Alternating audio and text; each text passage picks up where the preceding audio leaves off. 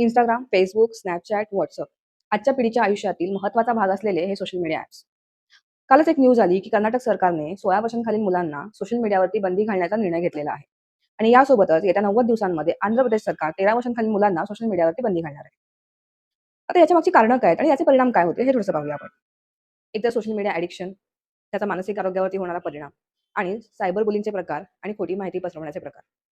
मध्ये एक आपण व्हिडिओ पाहिला असेल, की एका 13 ते 14 वयोगटातील मुलाने एका मुलीचा एआय व्हिडिओ मॉर्फ करून सोशल मीडियावरती व्हायरल केला होता. म्हणजे ज्या वयामध्ये अभ्यास करायला पाहिजे, त्या वयोगटामध्ये ही मुलं अशा प्रकारची कारनामे करतात.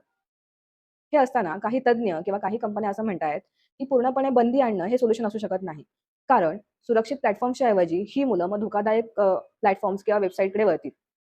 या संदर्भातला असाच एक निर्णय सर्वप्रथम ऑस्ट्रेलियाने 2025च्या एंडिंगला घेतला होता. ज्यामध्ये 16 वर्षाखालील मुलांना ऑस्ट्रेलियामध्ये सोशल मीडियावरती बंदी घालण्यात आली.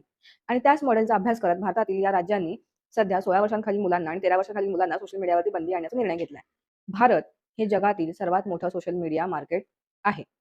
भारतामध्ये जवळपास 1 अब्ज इंटरनेट युजर्स आहेत. त्याचा दुष्परिणाम असा होऊ शकतो, की बऱ्याच मोठ्या प्रमाणामध्ये शिक्षण व्यवस्था आणि ज्या कंपन्या आहेत, त्यांना याचे दुष्परिणाम भोगावे लागतील. कारण ऑनलाईन क्लासेस आणि ऑनलाईन कोचिंगच्या माध्यमातून शिक्षण आपल्याला सुरू झालेलं आपण पाहतोय. त्याच्यामुळे याचा फटका ह्या ऑनलाईन एज्युकेशनला बसू शकतो.